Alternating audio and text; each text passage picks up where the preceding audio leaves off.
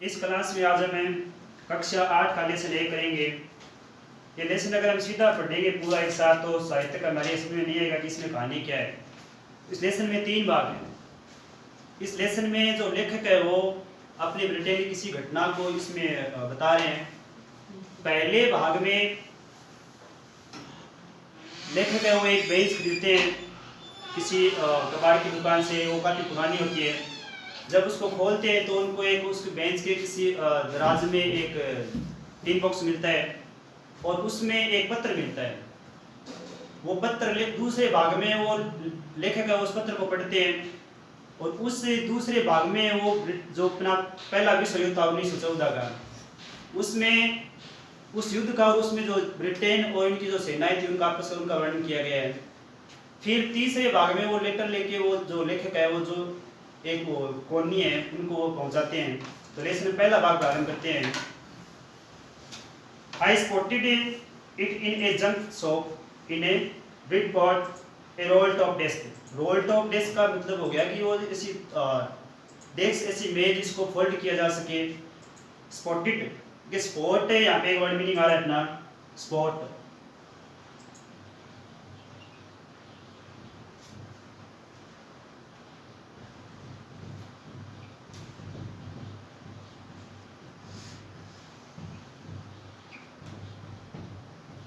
Spot यानी देखना। वैसे स्पॉट स्थान होता है, दाग धब्बे होते हैं, लेकिन यहाँ पे स्पॉट का यानी वर्ड मीनिंग जो इंग्लिश का वर्ड मीनिंग है उस चीज के अनुसार उसका अर्थ होता है। स्पॉटेड इसकी सेकंड फॉर्म हो गई स्पॉटेड यानी देखा। इट इसको देखा, किसको? रोल टॉप डेस्क एक ऐसी मेज की बात करें, उस मेज को मैंने वहां पे देखा। किस कहाँ देखा? जंक शॉप ब्रिडफोर्ड, एक ब्रिडफोर्ड स्थान है ब्रिटेन में, वहां पे कबाड़ की दुकान, वहां पे उन्होंने इस मेज को देखा। The man said it was early 19th century and oak. Man कौन है? जो उसे जंक शॉप का जो दुकानदार है वो बोलता है। क्या बोलता है? उसने क्या कहा? It was early 19th century, यानी ये 19वीं शताब्दी के प्रारंभ में बनी हुई है।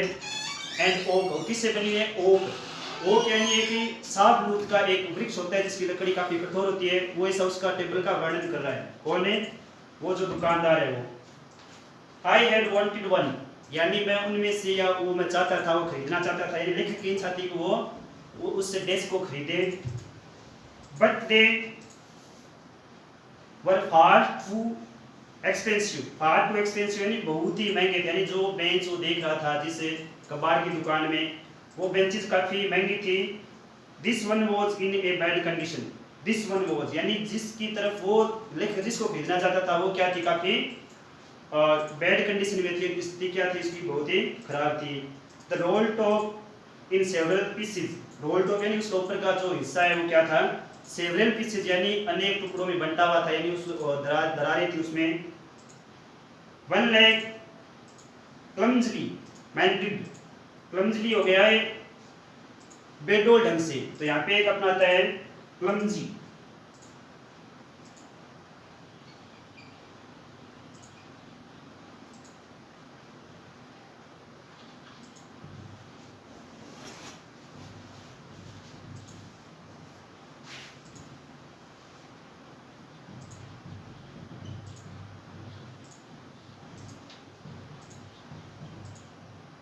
क्लमजी का अर्थ हो गया बेडोल। मेंटेड मेंटेड यानी मरम्मत की गई थी, यानी उसकी जो एक टेबल का जो पांव था या एक उसका जो जिसको हम ये बोलते हैं, ये काफी बेडोल ढंग से उसका मरम्मत की हुई थी। तो मेंटेड, तो मेंड आता है यहाँ पे मरम्मत।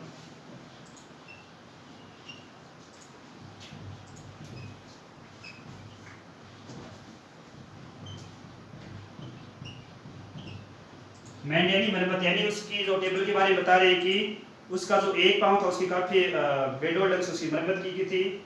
Scotch marks all down one side, यानी उसकी एक तरफ क्या था? टेबल की एक तरफ क्या था? स्कॉच। स्कॉच यानी झुलसना या जलना उसको बोलते हैं। मार्क्स निशान, ये झुलसने या जलने की एक साइड में उसके क्या थे? टेबल के निशान भी लगे हुए थे। तो स्कॉच, स्कॉच का यहाँ पे अपने हैं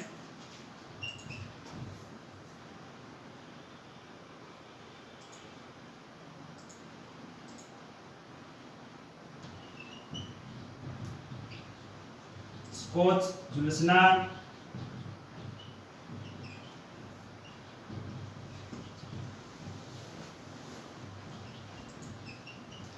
यानी उस टेबल के ऊपर क्या था, एक साइड में वो जुल्सने के निशान थे, all down one side it was going for very little money, यानी उस टेबल को जो उसकी कंडीशन खराब थी उसको काफी कम पैसे में दिया जा रहा था। I thought I could restore it यानी ठीक करना, उसकी मरम्मत करना। वो सोचता है कभी क्या वो क्या कहता है लिख के, मैंने सोचा कि मैं इसको क्या कर सकता हूँ, इसकी मरम्मतें कर सकता हूँ। It would be A risk, ये क्या थी, एक रिस्क थी, जोखिम था ये मेरे लिए, उसको खरीदना क्या था, एक जोखिम था। ए चैलेंज, ये एक चेतावनी भी थी। But I had to have it, लेकिन मुझे इसको लेना था, यानी लेखक वो ये सोच रहा है कि भाई इसको खरीदना, इसकी मरम्मत करना जोखिम भी था, लेकिन मुझे इसको लेना था। आई पेड द मैन, मैंने उस व्यक्ति को भुगतान किया, यानी उस दुकानदार को भुगतान किया। And brought it back to my work room, उसको मैं ले आया, कहाँ लेकर आया, वर्क रूम, यानी कार्य कक्ष, जहाँ पे हम किसी कक्ष में रहकर कार्य करते हैं, वर्क रूम हो गया। At the back of the garage यानी वाहन कक्ष। तो लेखक कहता है कि मैं उसको खरीद कर मेरा जो वाहन कक्ष के बैग में जो वर्क रूम मेरा बना है जिसमें मैं काम करता हूँ वहाँ पर ले आया। I began work on it on a Christmas Eve, या आई बिगन वर्क, मैंने कार्य करना प्रारंभ किया, ऑन इट, उसके ऊपर, ऑन क्रिसमस एव यानी क्रिसमस की पूर्व संध्या पर मैंने उस टेबल पे कार्य करना प्रारंभ कर दिया। आई रिमूव्ड, मैंने हटाया, क्या हटाया, the role top completely and pulled out the drawers, remove यानी मैंने हटा दिया, रोल टॉप उसका जो ऊपर का हिस्सा है वो मैंने टेबल का, और टेबल के साथ क्या कर रहे हैं वो ऐसा बोल रहे हैं, तो उसको रोल टॉप को उन्होंने हटा दिया कंप्लीटली पूर्ण रूप से। एंड पुल्ड आउट यानी बाहर खींचे, किसको, द ड्रॉवर्स, ड्रॉवर होती है दराजे, तो मैंने उसकी जो दराजे बनी थी टेबल में उनको मैंने क्या किया, बाहर खींचा। द वेनियर यानी लकड़ी के जो ऊपर जो परत होती है, टेबल के ऊपर जो परत थी वो हैड लिफ्टेड यानी मैंने लिफ्ट छोड़ना या उससे तो लिफ्टेड हो गया, उतारा, मैंने उस ऊपर का जो परत है उसको उतारा। ऑलमोस्ट एवरीवेयर, सभी जगह से उसकी जो परत है मैंने उसके ऊपर से उतार दी। It look like a water damage to me, मुझे ऐसा लगा कि ये सारी जो टेबल वो पानी से खराब हुई है। Both fire and water had clearly taken their toll on this desk, यानी ये लेखक कह रहा है कि शायद पानी और आग ने दोनों ने उस टेबल पे अपने अपने हिसाब से नुकसान पहुंचाया है, यानी वो पानी और आग से खराब हुई है ऐसा उसको लगता है। द लास्ट ड्रॉवर यानी जो अंतिम जो वो थी दराजे, वो स्टक फास्ट, स्टिक होता है वो चिपकाना करना, तो इसका वो सेकंड फॉर्म है स्टक फास्ट, वो बुरी तरह से चिपकी हुई थी, यानी लास्ट ड्रॉवर को खोलने में उसको कठिनाई हो रही थी, वो काफी बुरी तरह से चिपकी थी। I tried all could I ease, I tried all I could, जितना मैं कर सकता हूँ उतना मैंने प्रयास किया। To ease क्या होता है, आराम से, ease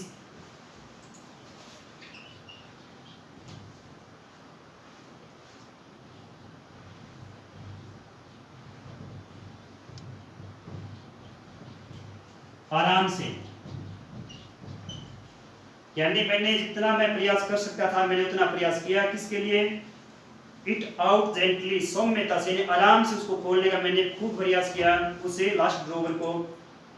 इन द एंड, अंत में, in the and I used A brute force यानी जो अपनी पूरी ताकत लगाना, फोर्स होता है ना बल या ताकत, तो उन्होंने एक लेखक कह रहा है कि फिर मैंने क्या किया, अपनी पूरी ताकत लगाई। I struck it sharply, struck यानी प्रहार,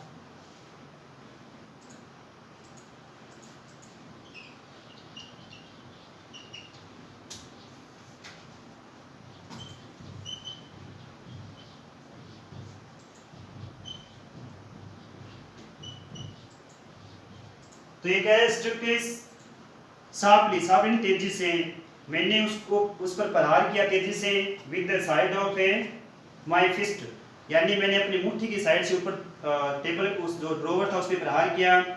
and the drawer Phule open, यानी वो ड्रॉवर क्या है, खुल गया। टू रिवील होता है दिखाना, ए शैलो स्पेस, खालिस्तान दिखाते हुए, यानी ड्रॉवर खुलते हुए उसने अपना खालिस्तान दिखाया। अंडरनीथ, नीचे का भाग, जैसे वो मैंने उस ड्रॉवर को खोला उस पर मुट्ठी से वार किया तो खुलते हुए उसके अंदर का जो खालिस्तान है वो मुझे दिखाई दिया। तो यहाँ पे आता है रिवील, दिखाना।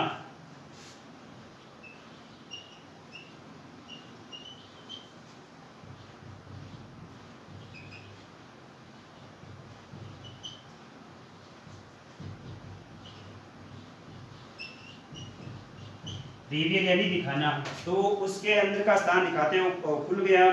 ए सेक्रेट ड्रोवर, अब वो कह रहा है कि उस ड्रोवर के अंदर एक सेक्रेट यानी रहस्य जो गुप्त दरवाजा भी था।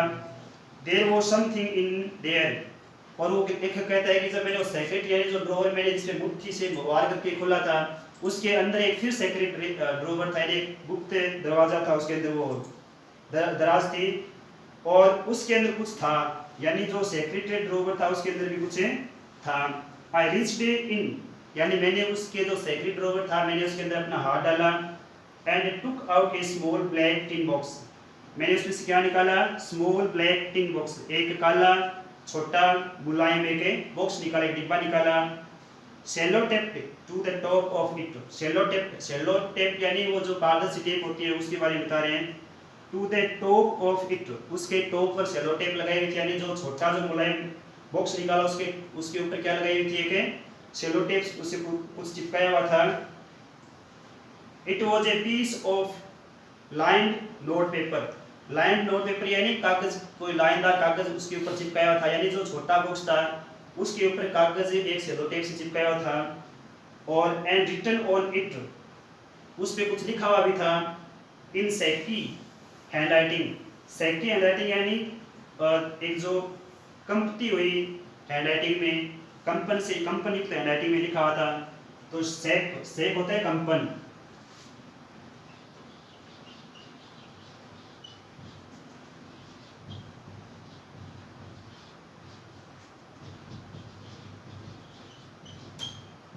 कंपन यानी कंपती हुई, कंपन होती है हैंडराइटिंग में, यानी लिखा हुआ था, क्या लिखा था, जिम्स लास्ट लेटर, उसके जो टिन बॉक्स जो छोटा लेख उस लेखक को जो प्राप्त हुआ था उस पे लिखा है क्या, जिम्स लास्ट लेटर, जिम का लास्ट लेटर, उसमें लिखा है रिसीव्ड, प्राप्त हुआ जनवरी 25 1915, उसमें ऐसा लिखा है कि जिम का जो अंतिम पत्र प्राप्त हुआ कब हुआ, 25 जनवरी 1915 यानी 25 जनवरी 1915 को। टू बी ब्रिग्ड, ये जो ब्रिग दे रखा है सेकंड फॉर्म है इसकी ब्री की, ब्री होता है दफनाना। तो लेखक उसमें देखता है उसको जो टेन बॉक्स के ऊपर लाइन से वो एक टेप लगी हुई है, टेप कागज पे चिपकाया हुआ उसके ऊपर बटन पे, और वो उसमें लिखा हुआ देखता है कि पत्र प्राप्त हुआ है, वो उसमें कोई कह रहा है क्या, ब्री।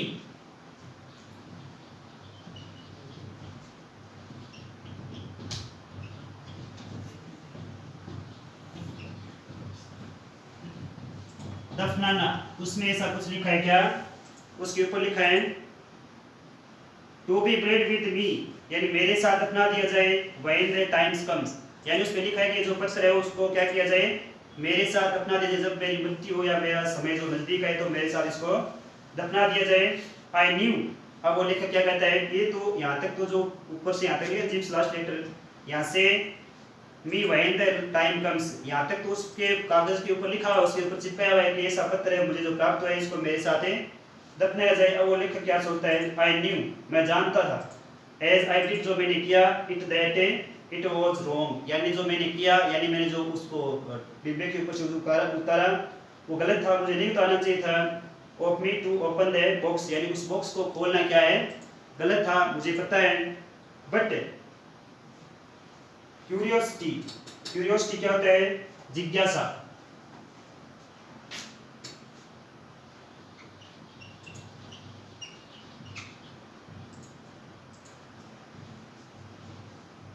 क्यूरियोसिटी का होता है जिज्ञासा।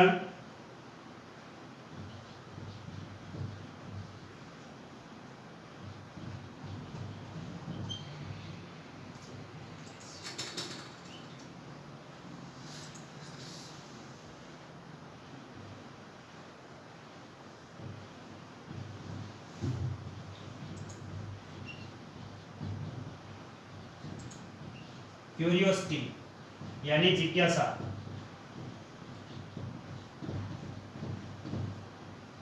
जानने की इच्छा।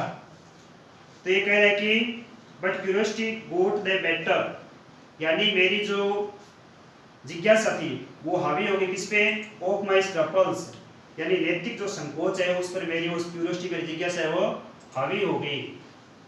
यानी वो मेरे ध्यान में बात आई कि मुझे इसको नहीं खोलना चाहिए, ये नैतिक रूप से गलत है, लेकिन फिर भी मैंने उसको खोला इसलिए क्योंकि मेरी जिज्ञासा वो मेरे नैतिक संकोच पर है वो हावी हो गई। नैतिक संकोच यानी जब हम कोई कार्य करते हैं तो एक अंदर से ऐसा होता है कि इसको नहीं करना चाहिए, फिर भी हमें मन के चाहते जानने की इच्छा रखते हुए उसको खोल देते हैं, तो ऐसा कुछ कोई भी कार्य वो कर देते हैं, उसको है स्क्रैपल्स।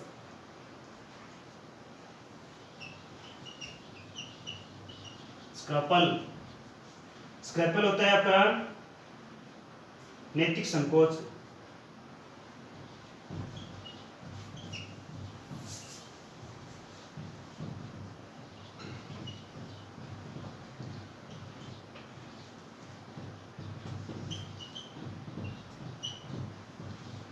यानी लेखक की जिज्ञासा है वो उसके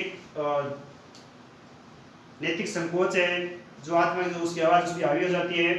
इट यूजुअली डज, यानी ये लेखक करेगा ऐसा सामान्यतः होता है, यानी ऐसा हमारे जीवन में होता है जब कोई कार्य होता है वो एक प्रकार से कहते हैं कि करना चाहिए, मन में लगता है, लेकिन कभी कभार ऐसा लगता है इसको नहीं करना चाहिए, तो इसके बावजूद वो ऐसा करता है क्योंकि उसकी जिज्ञासा है वो अपने नैतिक संकोच पर हावी हो जाती है।